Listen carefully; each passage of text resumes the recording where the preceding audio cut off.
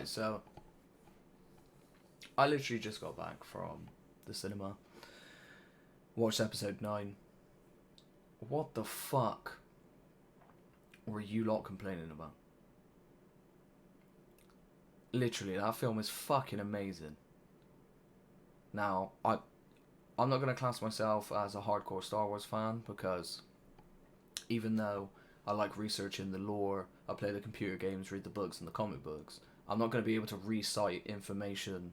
If you ask me a question, just spitball me something, I'm not going to be able to answer that question for you.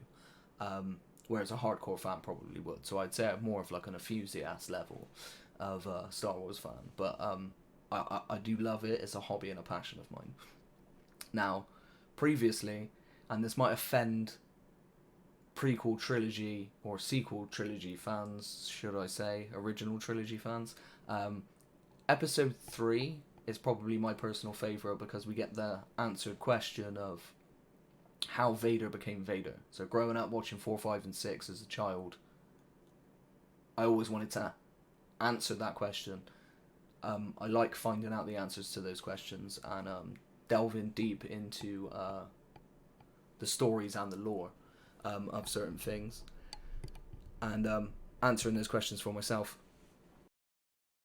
Episode 3 had force use, lightsaber battles, everything that I felt was needed in the other Star Wars films. So like episode 1 gave you some, like the Darth Maul fight and everything like that, but it wasn't enough for me, whereas episode 3 gave you more.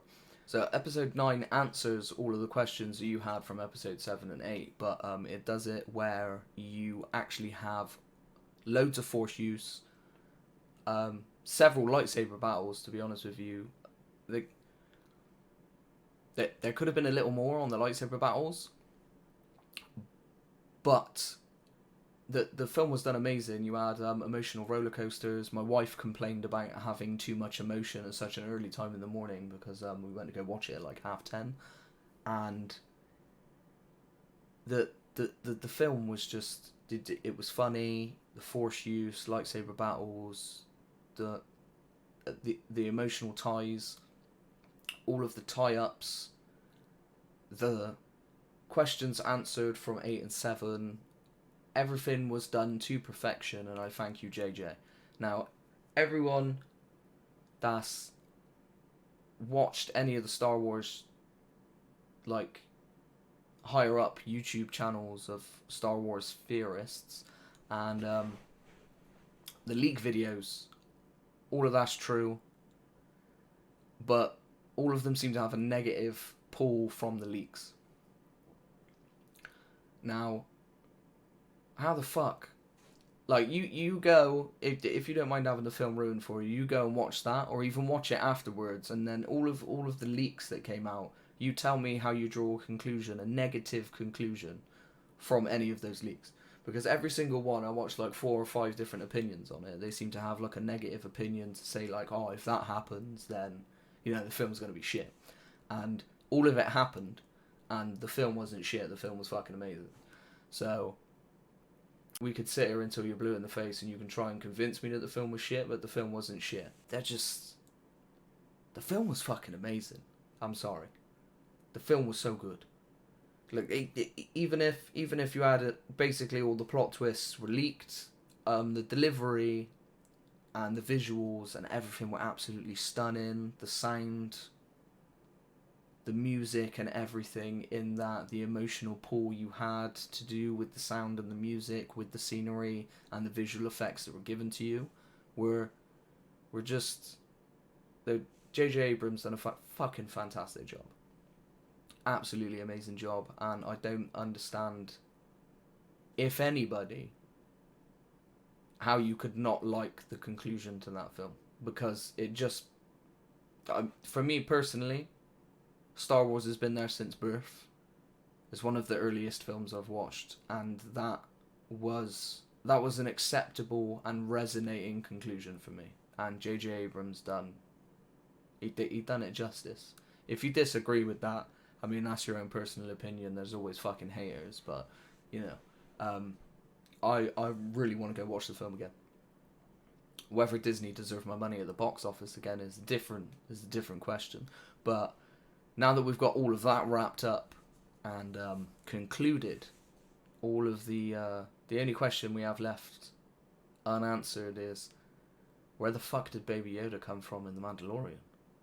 And we're going to have to wait for that conclusion at a later date, but continue watching that one. That is another good fucking Star Wars property. Jon Favreau has done an amazing job at, well, writing, directing. Dave Filoni, fuck me. That is a good program. If you're not watching it, please watch that. Right, we also need to address that I've seen some post-movie reviews that have a negative opinion on the connection between the main cast of characters. You know, they're complaining about, we've seen no screen time of the bonding and companionship that's built between the main cast of characters in 7, 8, and 9. And I don't really feel like you need to come at that negatively. It's delivered in a way in the film where, obviously, 7 and 8 were literally back to back. So 8 opens up as 7 closes. So they're literally back to back, whereas some time has passed between 8 and 9. And even though that was said whilst they're giving their negative opinion, I don't feel like it was needed. The film doesn't feel like their companionship is false, whereas other people have said that it's false. So I don't want that to tear away from, if you've watched a post-review, that'll ruin the film for you. It's delivered in a natural way that I feel is fine, because you can tell that there's time that's passed between films. The way the film opens up, it explains with scenery and where everyone's at and what they're doing, that time has passed, and then you have companionship between the main cast. I don't really like how people left that negative. It was unneeded. I have one edit and one critique only from Star Wars. Everything else was perfect for me. I've literally loved every minute. Incest is back from the original trilogy. If you read the comic books, you'll know that in canon it was confirmed that Palpatine basically force-wielded Anakin Skywalker, Darth Vader, into existence. So Luke is technically Senator Palpatine's grandson, and then that makes Rey Luke's cousin. Yeah, Luke's cousin. And then Kylo Ren technically kisses his second cousin / auntie. It was a scene, there was a look, you kind of could have left it at the look, you didn't really need the kiss. You just, when you go back and remaster it in like 20, 30 years, you could just cut that one out.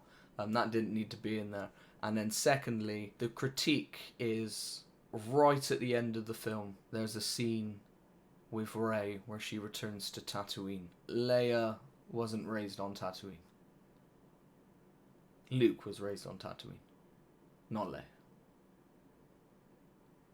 So I feel like, I mean, I understand, but I don't know. That I was a little bit like, well, nah, didn't need it. But anyway, if you agree or disagree, fire off in the comments down below. There'll be links to my Twitch. I pretty much stream every night, probably around like after 10 to like 3, 4 o'clock in the morning. And hit on my Twitter. I'm constantly having a go at devs and company officials about doing shit things to do with fan IPs, I guess you would call it. Anything that offends what I believe to be true, I'm going to start firing off shade at people. But enough said. Don't forget to subscribe, follow on Twitch, and like the video. Thank you very much. Deuces.